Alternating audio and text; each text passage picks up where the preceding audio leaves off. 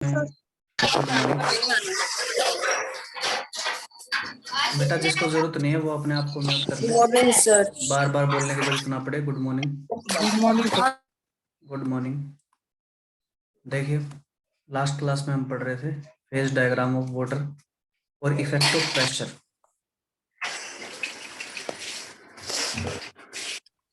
ले लेगा आपका क्लास लड़ा कभी को म्यूट कर दो। लीव तो करे हुए हैं और नेट। अब बेटा जिसको भी कोई बात पूछनी हो मैसेज करके लिखें। देखिए, फेज डायग्राम हम पढ़ रहे थे, तो वाटर के लिए फेज डायग्राम कुछ वाइट टाइप का इस तरह से आता है, ये मैंने आपको बताया था। अब देखिए, इफेक्ट ऑफ प्रेशर देखना था कि प्रेशर वेरी करने पर स्टेट ऑफ मैटर किस तरह से चेंज कर सकती है। तो देखिए, अगर आप गैस के ऊपर प्रेशर अप्लाई करते हैं तो डेफिनेटली लिक्विड में कन्वर्ट हो जाएगा, कोई दिक्कत नहीं, क्योंकि डेंसिटी ऑफ गैस जो होती है ये less then density of liquid होती है। ठीक है, लेकिन सॉलिड और लिक्विड में ये जो कन्वर्जन है ये आप कर सकते हो प्रेशर की एप्लीकेशन से। ठीक है, इसका हमने रीजन पढ़ लिया था कि डेंसिटी ऑफ सॉलिड जो होता है ये less than as compare to density of liquid होता है। ठीक है, इसको हम फेज डायग्राम से भी समझ सकते हैं।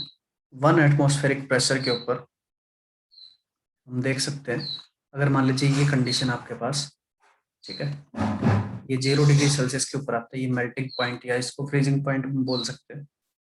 तो इस पॉइंट के ऊपर अगर आप सिस्टम को हीट करते हो, ठीक है, आपको ये भी पता है कि ये सॉलिड और लिक्विड का इक्विलिब्रियम है। अगर इस सिस्टम के ऊपर आप इसको हीट करते हैं तो सॉलिड आपका लिक्विड के अंदर कन्वर्ट हो जाएगा। ठीक है, ये बात हमने पढ़ ली थी, लेकिन हमें पढ़ना है प्रेशर की एप्लीकेशन। तो देखिए, प्रेशर अप्लाई करने पर क्या इफेक्ट होगा। तो आपको पता है प्रेशर अगर बढ़ाओगे तो इस तरह से इंक्रीज करेगा। अब देखिए, प्रेशर इंक्रीज किया तो आपका ग्राफ जो है किस रेंज में चला जाएगा, तो आपका ग्राफ चला जाएगा इस एरिया में, ठीक है, जहाँ पे आपको लिक्विड मिलता है। तो कुल मिला के अगर आप प्रेशर अप्लाई करते हो किसी सॉलिड के ऊपर तो वो आपका लिक्विड में कन्वर्ट हो जाएगा। ठीक है, और ये स्पेशल केस था वाटर के लिए, ये हमने पढ़ा था लास्ट क्लास में। ठीक है बेटा, 1 एटमॉस्फेयर जो है ये प्रेशर है बेटा। ठीक है, एटमॉस्फेरिक प्रेशर बोलते हैं इसको। जो नॉर्मल आप फेस करते हैं वो होता है एटमॉस्फेरिक प्रेशर, जो आपकी बॉडी के ऊपर भी लग रहा होता है। ठीक है, ये है 1 एटमॉस्फेरिक प्रेशर नॉर्मल कंडीशन के ऊपर। ठीक है, तो अगर इससे ज्यादा प्रेशर बढ़ाते हो, यानी कि आइस है आपके पास, अगर आइस के ऊपर आप प्रेशर अप्लाई करते हो, ठीक है, प्रेशर अप्लाइड, तो ये लिक्विड वाटर के अंदर कन्वर्ट हो जाएगा। ये बात मैंने आपको बताई। ठीक है, तो ये हम पढ़ चुके थे लास्ट क्लास में। अब देखिए, इसका उल्टा भी आप करके देख सकते हो। मान लीजिए आपने जो है वैक्यूम अप्लाई कर दिया, तो वैक्यूम अप्लाई करने का मतलब क्या होता है। वैक्यूम का सिंपल सा मतलब होता है प्रेशर को डिक्रीज करना। ठीक है, वैक्यूम का मतलब होता है प्रेशर को डिक्रीज करना, प्रेशर डिक्रीज। तो वैक्यूम अगर आपने अप्लाई किया इस आइस के ऊपर तो क्या होगा। तो देखिए, वैक्यूम का मतलब है प्रेशर कम करना। प्रेशर कम किया तो ये ग्राफ नीचे की तरफ चला जाएगा। नीचे की तरफ क्या है, सॉलिड ही है। ठीक है, कुछ टाइम तक तो ये सॉलिड रहेगा, लेकिन कुछ लिमिट के बाद जो है ये गैस में कन्वर्ट होना स्टार्ट हो जाएगा। ठीक है, तो कुछ टाइम तक ये आइस ही रहेगा और कुछ प्रेशर लिमिट के बाद आपका ये गैस के अंदर भी कन्वर्ट हो सकता है। ठीक है बेटा, तो ये इफेक्ट है प्रेशर का, ये हमने पढ़ लिया था H2O के केस के लिए। ठीक है, अब देखिए दूसरा फेज डायग्राम देखते हैं CO2 का। अब आपको ये पता होना चाहिए पहले कि CO2 जो है, CO2 अगर इसको आप सॉलिड स्टेट में लेते हैं, ठीक है, तो इसको हम बोलते हैं ड्राई आइस। ड्राई आइस, ठीक है बेटा। और ड्राई आइस जो है ये सबलाइम करती है, यानी कि सब्लिमेशन प्रोड्यूस करती है। इसकी वजह क्या है वो देख लेते हैं। सब्लिमेशन का मतलब आपको पहले ही पता है, यानी कि डायरेक्टली सॉलिड से गैस में कन्वर्ट होना, ये एक प्रोसेस कहलाता है सब्लिमेशन का। ठीक है, अब देखिए इसका डायग्राम जो है थोड़ा सा आप लगा सकते हैं कि थोड़ा सा इसमें चेंजमेंट होगा।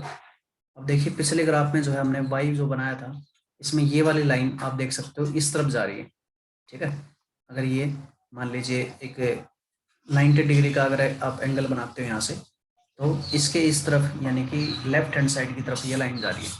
लेकिन CO2 या हम बोल सकते हैं इन जनरल केस में ये लाइन जो है इस लाइन से हमेशा राइट साइड की ओर जाती है, ठीक है। यानी कि इस तरह से वेरी करती है CO2 के केस में। तो केवल इतना सा फर्क है, ठीक है। ये लाइन इस तरफ हो जाती है।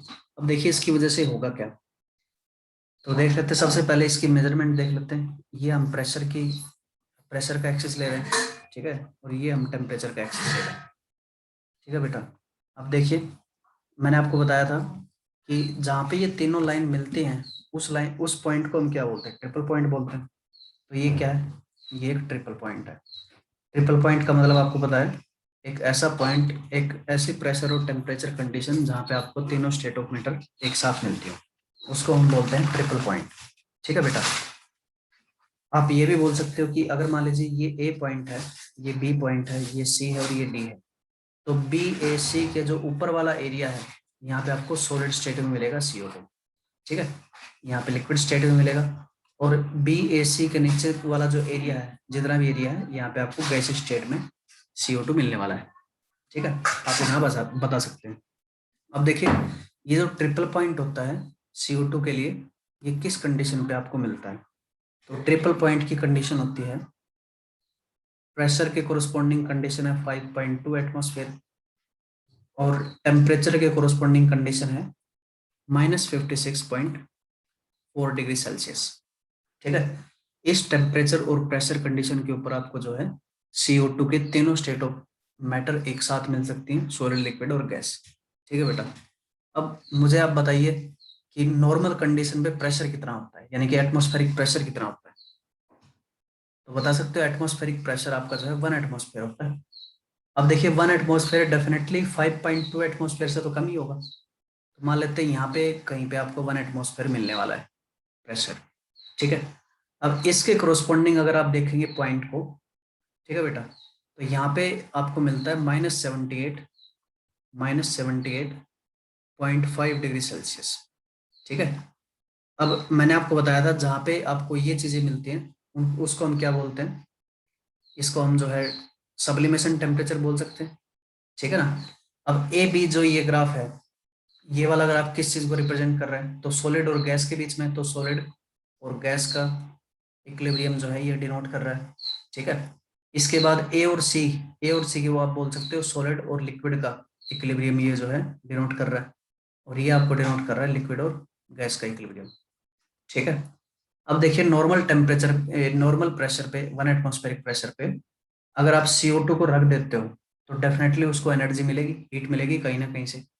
तो हीट मिलने के ऊपर क्या होगा, हीट मिलने पर उसका टेम्परेचर बढ़ने की कोशिश करेगा। तो कुल मिला के यहाँ पे सॉलिड और गैस का इक्विलिब्रियम है।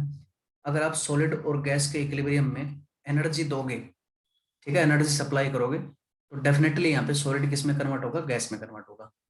इसलिए डायरेक्टली आपका जो है CO2 यानी कि ड्राई आइस, इसका सब्लिमेशन होता है, यानी कि सॉलिड से डायरेक्टली गैस में कन्वर्ट हो जाता है, ठीक है। अगर मान लीजिए आपको इसकी लिक्विड स्टेट अचीव करनी हो तो कैसे करोगे, तो लिक्विड स्टेट अचीव करने का तरीका है, ये जो ट्रिपल पॉइंट है, अगर इससे ज्यादा प्रेशर पे आप लेते हो सॉलिड आइस को, ड्राई आइस को, ठीक है, तो उस कंडीशन में आप जो है लिक्विड को अटेन कर सकते हैं। जैसे कि मान लीजिए 5.2 एटमॉस्फेयर से ज्यादा प्रेशर आपने ले लिया, ये मान लेते हैं आपके पास, ठीक है। इस कंडीशन पे मान लेते हैं कि 10 एटमॉस्फेयर प्रेशर है, ठीक है बेटा, 10 एटमॉस्फेरिक प्रेशर है। अब देखिए 10 एटमॉस्फेरिक प्रेशर के ऊपर आप देख सकते हो यहाँ पे सबसे पहले इक्विलिब्रियम कौन सा बनेगा, तो सॉलिड लिक्विड बनेगा। अगर सॉलिड लिक्विड इक्विलिब्रियम में आप हीट देते हो तो डेफिनेटली आपको पता है हीट देने पर सॉलिड जो है पहले लिक्विड में कन्वर्ट होगा, ठीक है। फिर जो है आप हीट देते रहोगे, टेम्परेचर बढ़ता रहेगा, लिक्विड स्टेट आपको मिलती रहेगी, ठीक है। उसके बाद एक कंडीशन ऐसी भी आएगी जहाँ पे आपको जो है लिक्विड और गैस का इक्विलिब्रियम मिल जाएगा यहाँ पे, ठीक है। इसको पॉइंट M, इसको पॉइंट N मान लेते हैं। तो यहाँ पे क्या है, यहाँ पे लिक्विड और गैस का इक्विलिब्रियम है। अगर इसमें आप हीट ट्रांसफर करते हैं तो यहाँ पे कौन सी स्टेट ऑफ मैटर मिलेगी, तो यहाँ पे आपको जो है लिक्विड से गैस में कन्वर्जन आपको मिलने वाला है, ठीक है बेटा। तो इसीलिए जो है, इसीलिए आपका ये जो कंडीशन है कि कौन सबलाइम करेगा, कौन जो है आपका सॉलिड से लिक्विड में कन्वर्ट होगा पहले, फिर लिक्विड से गैस में कन्वर्ट होगा, ये जो है ये एक्सपेरिमेंटल चीज़ों पे डिपेंड करती है। ठीक है, और ये सारे के सारे, ये जो ग्राफ मैंने बनाया है ये सारा का सारा एक्सपेरिमेंटल है। ठीक है बेटा, तो इस तरह से जो है सब्लिमेशन को आप समझ सकते हो। तो आप मुझे बताओ फटाफट कि सब्लिमेशन में किसी को डाउट रह गया है या क्लियर हो गया है? हाँ बेटा, सब्लिमेशन सबको क्लियर है ना? सब्लिमेशन में अगर कोई भी डाउट हो तो आप मैसेज कर सकते हो। ठीक है, यहाँ पे हमने सब्लिमेशन के बारे में डिटेल में पढ़ लिया कि किस वजह से सब्लाइम करता है कोई भी सब्सटेंस। ठीक है,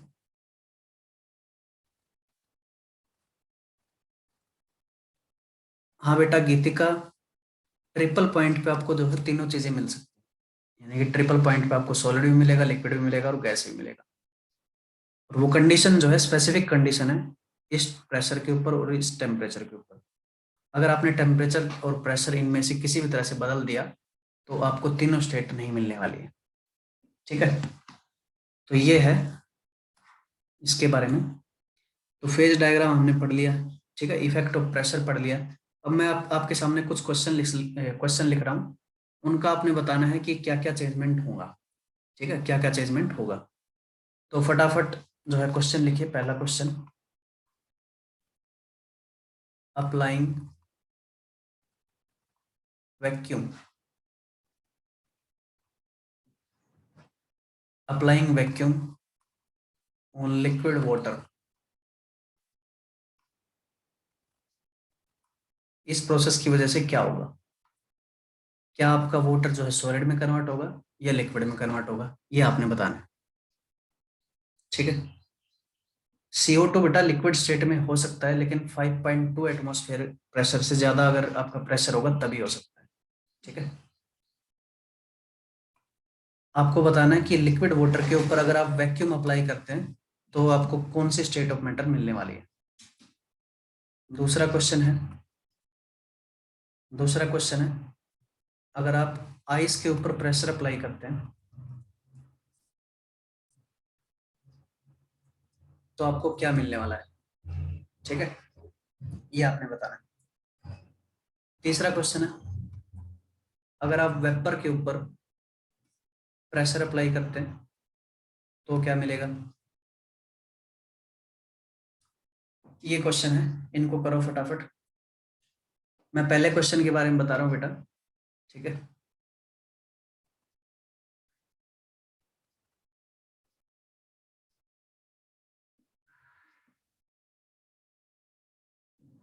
देखिए कुछ बच्चों का आंसर आ रहा है गैस, कुछ का सॉलिड आ रहा है, कुछ का लिक्विड आ रहा है। तो तीनों आंसर मिल चुके हैं। देखिए बेटा, लिक्विड वाटर है आपके पास। ठीक है, यानी कि वाटर जो है लिक्विड स्टेट के अंदर है। अब देखिए वैक्यूम का मतलब क्या होता है, प्रेशर डिक्रीज करना। प्रेशर डिक्रीज करने पर क्या होता है, तो प्रेशर डिक्रीज करने पर जो है आप बोल सकते हो कि डेंसिटी डिक्रीज होती है, और गैस की डेंसिटी हमेशा कम ही होती है। ठीक है, तो H2O जो है ये आपका गैस के अंदर कन्वर्ट हो जाता है। ठीक है, इसके साथ साथ एक दूसरी पॉसिबिलिटी है कि H2O के ऊपर आप वैक्यूम अप्लाई करोगे तो ये सॉलिड में भी कन्वर्ट हो सकता है। ये दोनों पॉसिबिलिटी यहाँ पे बन सकती है। ठीक है, अब देखिए ये दोनों पॉसिबिलिटी जो है कुछ फैक्टर्स पे जो है मैटर करती हैं, डिपेंड करती हैं। अब देखिए हमने फेज डायग्राम पढ़ा था इसका, वाटर का। अगर देखिए आप यहाँ पे कोई पॉइंट लेके चल रहे हो, ठीक है, अगर यहाँ पे कोई पॉइंट है तो प्रेशर, आपने वो वैक्यूम अप्लाई किया, वैक्यूम अप्लाई करने का मतलब क्या है, प्रेशर डिक्रीज किया। प्रेशर डिक्रीज करते हुए आप कहाँ पे चले जाओगे, गैस के अंदर चले जाओगे।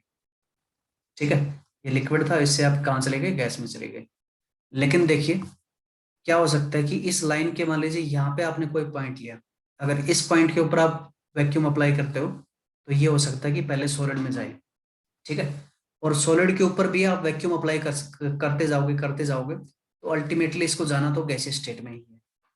ठीक है, अगर फर्दर वैक्यूम अप्लाई करते हो तो ये जो है गैसीय स्टेट में दोबारा पहुंच सकता है। इस तरह से आप जो है चीजों को समझ सकते हो। उसके बाद देखिए सेकंड क्वेश्चन है। सेकंड क्वेश्चन मैंने आपको बताया था आइस के ऊपर अगर आप प्रेशर अप्लाई करते हो तो ये डेफिनेटली लिक्विड के अंदर जाएगा। ठीक है, इसका यही आंसर हो सकता है और कोई आंसर नहीं हो सकता। उसके बाद वेपर के ऊपर प्रेशर अप्लाई करते हो, तो वेपर का मतलब क्या, गैस है। अब देखिए वेपर के ऊपर प्रेशर अप्लाई करते हो तो वहां पे आपको जो है टेम्परेचर की कंडीशन देखनी पड़ेगी। अगर वेपर जो है काफी कम टेम्परेचर के ऊपर है तो वो सॉलिड में भी कन्वर्ट हो सकता है और वो लिक्विड में भी कन्वर्ट हो सकता है। ठीक है, सॉलिड सॉलिड में कन्वर्ट कब होगा, जब वेरी लो टेम्परेचर होगा। और लिक्विड में कब कन्वर्ट कब होगा, जब मॉडरेट टेम्परेचर होगा।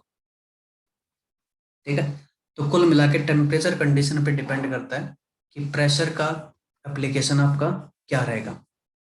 ठीक है बेटा, तो इस तरह के क्वेश्चन जो है आपके लेवल पे आने के बहुत कम चांस है, लेकिन हाँ आप जो है ऑप्शन देख के चलें, ज्यादातर आपका जो है ऑब्जेक्टिव टाइप ऑफ क्वेश्चन आएंगे। ठीक है, आपको टेस्ट के बारे में पता लग गया सबको। आपका टेस्ट होना है नेक्स्ट जो है मंथ के अंदर, तो उसके अंदर जो है पहला टॉपिक आने वाला है। ठीक है बेटा, फर्स्ट टॉपिक आएगा, तो फर्स्ट टॉपिक में ऑब्जेक्टिव टाइप ऑफ क्वेश्चन रहेंगे आपके 30 क्वेश्चंस। ठीक है, तो अच्छे से एक बार पढ़ना इनको, और काफी सारे क्वेश्चन हम प्रैक्टिस भी करेंगे नेक्स्ट क्लास जब भी होगी अपनी। ठीक है, उससे पहले एक बार जो है पूरे का पूरा थ्योरेटिकल पार्ट हम एक बार देख लेते हैं। ठीक है बेटा, तो most of the theoretical part हमारा कंप्लीट हो चुका है। ठीक है, कुछ एक्सेप्शनल बातें रहती हैं, उनको हम डिस्कस करेंगे आज। तो देखिए यहाँ तक आपका जो है सिलेबस कंप्लीट हो चुका है। प्रेशर की एप्लीकेशन हमने पढ़ ली, वेरिएशन ऑफ हीट आपने पढ़ लिया, यानी कि टेम्परेचर बदली करके देख लिया। ठीक है, इसके बाद हम देखते हैं हीट कैपेसिटी के बारे में। तो लिखिए heat capacity. Heat capacity, heat capacity का मतलब क्या होता है, तो इसके बारे में लिख लीजिए। It is the amount of heat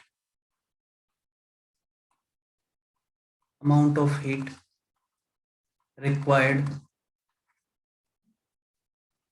to raise the temperature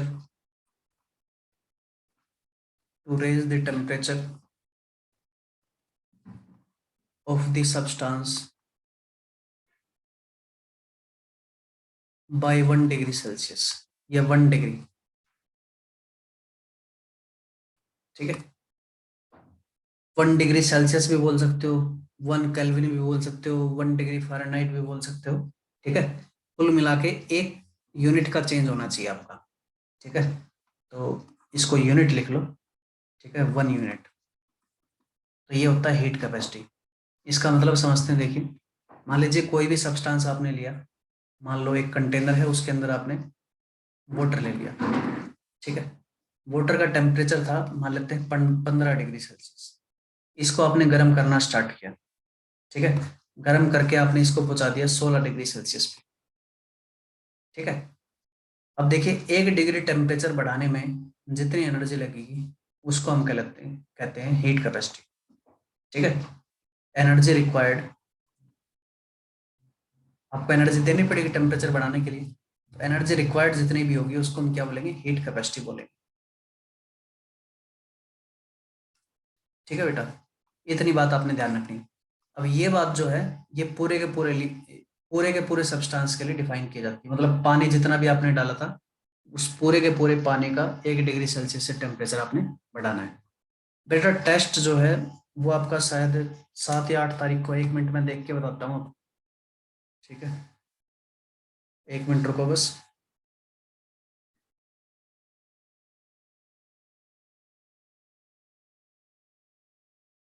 अभी बेटा पता नहीं है कि पेपर कैसे होगा, मोस्ट प्रोबेबली ऑनलाइन ही होगा। ठीक है, और कोई चारा है नहीं। तो एक बार मंडे को शायद आपको पूरी इंफॉर्मेशन दे दी जाएगी। अभी किसी से पूछना मत कि किस तरह से होगा। ठीक है, मंडे को पूरी इंफॉर्मेशन आपको मिल जाएगी कि किस तरह से टेस्ट होने वाला है और क्या क्या इसकी स्कीम रहेगी, कितने तारीख को होगा। ठीक है, मैं आपको बता देता हूँ, वैसे 9th क्लास का साइंस का पेपर है 9 जून को। ठीक है, 9 तारीख को पेपर है। ठीक है बेटा, मंडे को आपको जानकारी दी जाएगी सबको, ठीक है बेटा, इससे पहले किसी से पूछना मत। अब देखिए 1 डिग्री सेल्सियस से टेम्परेचर अगर आपको बढ़ाना है तो इसमें जितनी एनर्जी रिक्वायर्ड होगी उसको हम बोलते हैं हीट कैपेसिटी। अब इसके लिए हम फॉर्मूला भी ड्राइव कर सकते हैं। हमेशा जरूरी नहीं कि आपको जो है टेम्परेचर 1 डिग्री सेल्सियस से ही बढ़ाना हो, एक से ज्यादा भी बढ़ा सकते हैं हम, ठीक है। तो यहाँ पे जो है एक एलिमेंट्री मेथड को हम अप्लाई करके इसका फॉर्मूला ड्राइव करते हैं, ठीक है। मान लेते हैं चेंज इन टेम्परेचर है डेल्टा टी। डेल्टा टी क्या है? चेंज इन टेम्परेचर, ठीक है। और सी हम मान रहे हैं हीट कैपेसिटी। हीट कैपेसिटी को जो है कैपिटल सी से रिप्रेजेंट किया जाता है, हीट कैपेसिटी, ठीक है बेटा। अब देखिए, और इसके अलावा हम क्यू रिप्रेजेंट करेंगे। क्यू का मतलब होता है हीट, ठीक है, हीट या अमाउंट ऑफ हीट। अब देखिए, अगर आपको डेल्टा टी टेम्परेचर बढ़ाना है तो मान लेते हैं क्यू हीट रिक्वायर्ड है, ठीक है। अगर आपको डेल्टा टी टेम्परेचर बढ़ाना है तो क्यू हीट रिक्वायर्ड है, ठीक है बेटा। अगर आपको 1 यूनिट टेम्परेचर बढ़ाना है तो कितनी हीट रिक्वायर्ड होगी? डेल्टा टी के लिए क्यू चाहिए आपको, तो 1 के लिए कितना चाहिएगा? तो 1 यूनिट के लिए हम बता सकते हैं कि क्यू बाई डेल्टा टी होगा। अब 1 यूनिट टेम्परेचर अगर आपको बढ़ाना है उसके लिए जितनी हीट रिक्वायर्ड होती है इसको हम बोलते हैं हीट कैपेसिटी, यानी कि इसी की वैल्यू जो है कैपिटल सी के बराबर होती है, ठीक है। यानी कि यहां से हम लिख सकते हैं Q is equal to C delta T. Delta का मतलब होता है चेंज, ये जो ट्रायंगल में बना रहा हूँ इसका मतलब क्या होता है? चेंज होता है, ठीक है बेटा। तो ये एक फॉर्मूला आ गया, इस फॉर्मूले को आप अप्लाई करके जो है क्वेश्चन का आंसर निकाल सकते हैं बड़े आराम से, कोई दिक्कत नहीं आएगी, ठीक है बेटा।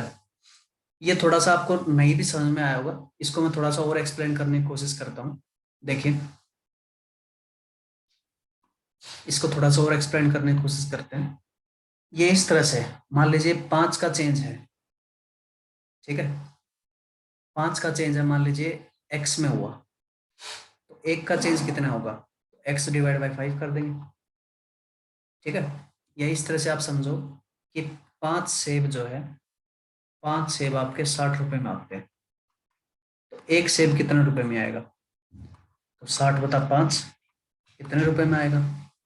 आप ऐसा बोल सकते हो, ठीक है। इसी तरह से हमने यहाँ पे लिखा है कि अगर डेल्टा टी का चेंज है तो वहां पे Q amount of heat required होगी। अगर आपको 1 यूनिट का चेंज देखना है तो क्या होगा? Q divide by delta T कर दो। इसी को हम बोलते हैं कैपिटल सी, यानी कि हीट कैपेसिटी, ठीक है बेटा। इस तरह से जो आप इसको ड्राइव कर सकते हैं, और ये फॉर्मूला आपने याद रखना है, जहाँ पे क्यू हीट है, सी हीट कैपेसिटी है, और डेल्टा टी क्या है? चेंज इन टेम्परेचर है। और डेल्टा टी को आप लिख सकते हो T2 माइनस T1। T2 क्या होगा? फाइनल टेम्परेचर होगा, फाइनल टेम्परेचर। और T1 क्या होगा? इनिशियल टेम्परेचर होगा। इस तरह से आप निकाल सकते हैं, ठीक है। अब देखिए, सेकंड चीज है इसके अंदर, सेकंड चीज है specific heat capacity. Specific heat capacity, यहाँ पे देखिए हीट कैपेसिटी के आगे हमने स्पेसिफिक लगा दिया। इसका मतलब हमने क्या किया? हमने सब्सटेंस को लिमिटेड कर दिया, ठीक है बेटा। जितना भी सब्सटेंस था उसको हमने क्या कर दिया? लिमिटेड कर दिया, उसको स्पेसिफाई कर दिया कि इतने अमाउंट के लिए हम डिफाइन कर रहे हैं। तो देखिए, स्पेसिफिक हीट कैपेसिटी क्या होती है? सबसे पहले इसको स्मॉल सी से रिप्रेजेंट करते हैं, ठीक है। ये स्मॉल है, ये ध्यान रखना आपने। इसको, इसके डेफिनेशन क्या लिखोगे? तो इसके डेफिनेशन है it is the heat required, it is the heat required to increase the temperature of unit mass of substance by 1 unit temperature, by 1 unit, ठीक है। यानी कि इतनी हीट जिसके अंदर आपको इंक्रीज करना है 1 यूनिट से टेम्परेचर, और किसका? यूनिट मास का। अब यूनिट मास में आप जो है 1 किलोग्राम भी ले सकते हो और 1 ग्राम भी ले सकते हो, वो आपके ऊपर है। ठीक है बेटा। तो देखिए इसके लिए हम फॉर्मूला ड्राइव करते हैं। तो आपको पता था कि डेल्टा टी टेम्परेचर बनाने के लिए आपको क्यू हीट रिक्वायर्ड होगी। तो 1 यूनिट बढ़ाने के लिए क्या होगा, तो 1 यूनिट बढ़ाने के लिए आपको Q divide by delta T required होगा। ठीक है। अब देखिए ये 1 यूनिट का 1 यूनिट के लिए एक्सप्लेन किया गया है। अगर मान लेते हैं हमारे पास मास m था, ठीक है, तो मास m का अगर आपको डेल्टा टी से टेम्परेचर बढ़ाना है, ठीक है, या 1 यूनिट से टेम्परेचर बढ़ाना है, तो उसके लिए Q divide by delta T heat required होगी। ठीक है। इसका मतलब क्या है, इसका मतलब ये मैं यहाँ पे लिख देता हूँ पूरा का पूरा। ठीक है, to increase the temperature of m mass of substance by 1 degree या 1 unit, we require Q divide by delta T heat. ठीक है, यानी कि m मास का अगर आपको टेम्परेचर 1 डिग्री से बढ़ाना है तो Q divide by delta T amount of heat आपको रिक्वायर्ड होगी। अब आपको क्या करना है, यूनिट मास का निकालना है। तो यूनिट मास के लिए क्या करोगे, तो यूनिट मास के लिए आप जो है 1 के लिए निकाल लो। ठीक है, मान लीजिए 1 ग्राम 1 किलोग्राम कुछ भी हो सकता है। तो 1 यूनिट मास के लिए हम निकाल रहे हैं। तो 1 यूनिट मास के लिए क्या हो जाएगा, Q divide by delta T तो था ही, और साथ में एम और आ जाता है, तो यहाँ पे Q by m delta T हो जाता है। ठीक है, इसी को हम बोलते हैं स्पेसिफिक हीट कैपेसिटी यानी स्मॉल सी। इसको थोड़ा सा एक्सपेंड करके लिखेंगे तो Q equal to c m delta T हो जाता है। ठीक है, तो ज्यादा फर्क नहीं है हीट कैपेसिटी और स्पेसिफिक हीट कैपेसिटी के अंदर, केवल ये एम का फर्क है, जहाँ पे एम क्या है, एम आपका मास हो जाता है। ठीक है, अब ये मास जो है ये किलोग्राम में भी हो सकता है और ग्राम में भी हो सकता है, ये बातें आपने ध्यान रखनी है।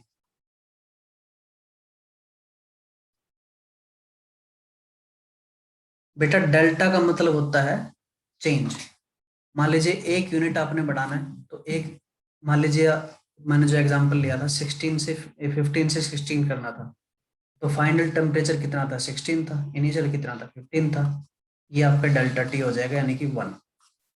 ठीक है, डेल्टा का मतलब कुल मिला के चेंज होता है, और डेल्टा टी का मतलब क्या है, T2 माइनस T1। T2 क्या है, फाइनल टेम्परेचर, T1 क्या है, इनिशियल टेम्परेचर। इतनी बातें आपने ध्यान रखनी है। ठीक है बेटा, क्लियर है यहाँ तक, बोलिए। यहाँ तक कोई भी डाउट हो तो आप पूछ सकते हो। हाँ बेटा, यहाँ तक कोई भी डाउट है तो आप पूछ सकते हैं। ये है स्पेसिफिक हीट कैपेसिटी के बारे में।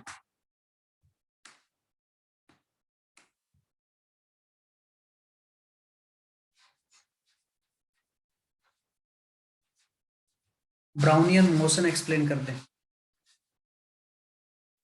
बेटा ब्राउनियन मोशन तो बताया था, रैंडम मोशन होता है ब्राउनियन मोशन, और ज्यादा कुछ होता नहीं उसके अंदर। ठीक है भाई, ब्राउनियन मोशन जो है, नाम नाम बड़ा है इसका,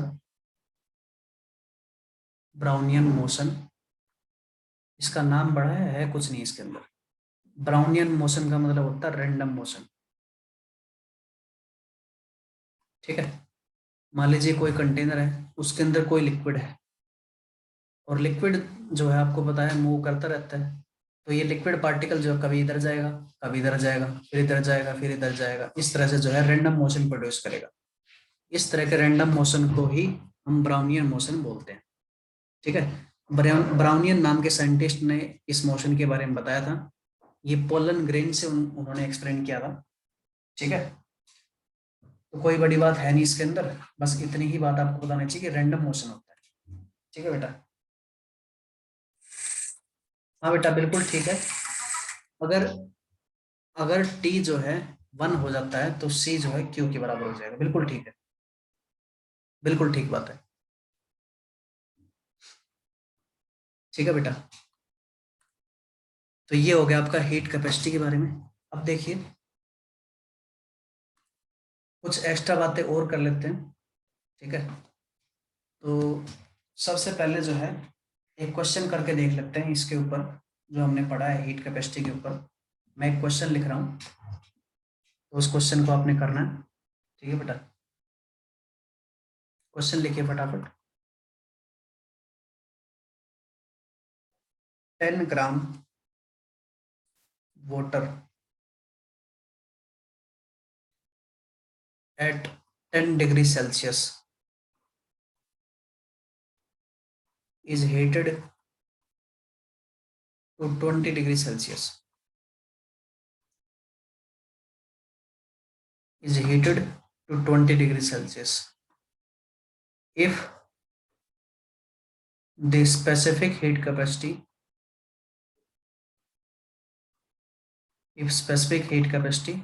of water is 1 calorie per gram per degree Celsius, then find the amount of heat required. Find the amount of heat required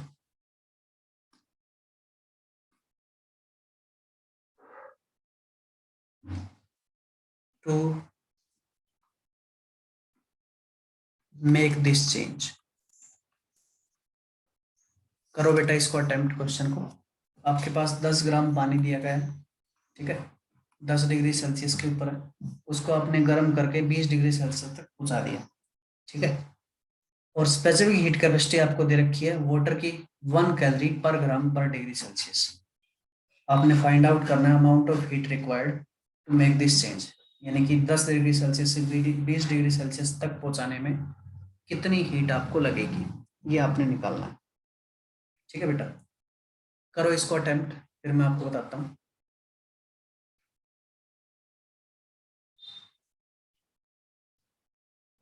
एक बच्चे के आ रहा है 10 कैलोरी और एक बच्चा का आ रहा है 100 कैलोरी।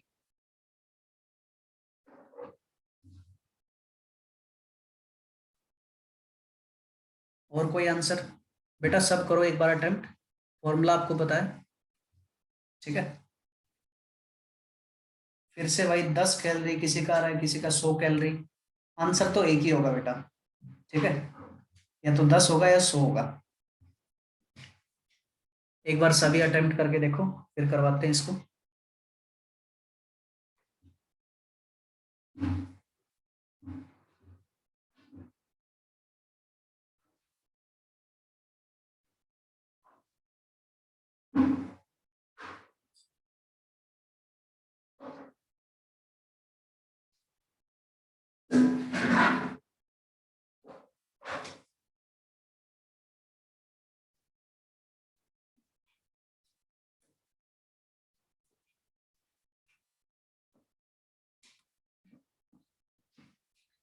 कर लेते हैं बेटा इसको। देखिए सबसे पहले देखिए डेल्टा टी आप निकाल लो यहाँ से। डेल्टा टी का मतलब क्या होता है, T2 माइनस T1।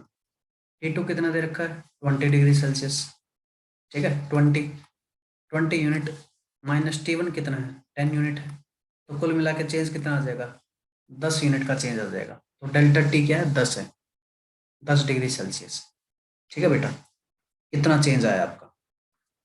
अब देखिए डेल्टा टी आपको पता लग चुका है, ये क्या दे रखा है, ये मास दे रखा है, तो एम की वैल्यू यहाँ पे दे रखी है 10 ग्राम। स्पेसिफिक हीट कैपेसिटी मैंने आपको बताया था स्मॉल सी होता है, तो स्मॉल सी आपको दे रखा है 1 कैलोरी पर ग्राम पर डिग्री सेल्सियस, ठीक है। अब फॉर्मूला लगाना आपने, स्पेसिफिक हीट कैपेसिटी का फॉर्मूला क्या होता था, तो इसका फॉर्मूला मैंने आपको बताया था Q equal to CM delta T. निकालना क्या आपने, निकालना है ये पूरा चेंज करने के लिए कितनी एनर्जी रिक्वायर्ड होगी, तो ये पूरा चेंज करने की एनर्जी जो रिक्वायर्ड होगी वो होगी क्यू मैंने आपको बताया था अमाउंट ऑफ हीट रिक्वायर्ड। तो क्यू की वैल्यू निकालनी है आपने, यहाँ पे सी की वैल्यू दे रखी है 1 कैलोरी पर ग्राम पर डिग्री सेल्सियस, ठीक है, इनटू मास कितना दे रखा है 10 ग्राम, मास कितना दे रखा है 10 ग्राम, मल्टीप्लाई बाय डेल्टा टी कितना है 10 ग्राम, 10 डिग्री सेल्सियस। तो देखिए यहाँ से ग्राम कैंसिल हो जाएगा, ठीक है, डिग्री सेल्सियस से डिग्री सेल्सियस कैंसिल हो जाएगा और आपका बच जाएगा कैलोरी में आंसर। ठीक है बेटा, तो 10 गुणा 10 कितना हो जाएगा, 100 हो जाएगा। 100 कैलोरी इसका आंसर आना चाहिए। अब जिन बच्चों ने गलती की है वो एक बार अपना करेक्ट कर लें, ठीक है, और ये देख लें कि कहाँ गलती की आपने। क्लियर है बेटा, यहाँ तक बोलिए।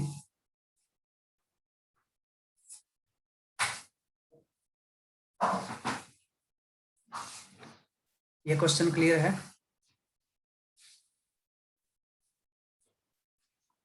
आपको जो है ये भी पूछा जा सकता है कि जूल में आंसर बताओ, तो आपको ये भी पता होना चाहिए कि 1 कैलोरी जो होता है ये 4.2 जूल के बराबर होता है।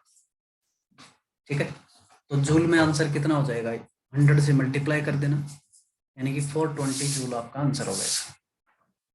ठीक है, इस तरह के क्वेश्चन आ सकते हैं आपके एनटीएससी में। ठीक है, ऑब्वियसली 10th क्लास में होता है एनटीएससी का क्वेश्चन पेपर जो है, और इसके अलावा एनएससीजीएस या साइंस ओलंपियाड, इस तरह के एग्जाम्स के अंदर जो है ये क्वेश्चन आ सकते हैं। ठीक है, और भी बहुत सारे क्वेश्चन करवाऊंगा इससे भी हाई लेवल के नेक्स्ट क्लास में। आज के लिए इतना ही करते हैं, बाकी करेंगे नेक्स्ट क्लास में। हाँ बेटा, हो गया ना सबका क्लियर दीपांशु? ठीक है, अगर फिर भी किसी को डाउट रहता है इस क्वेश्चन में तो पूछ सकते हो फोन के ऊपर। ठीक है, थैंक यू।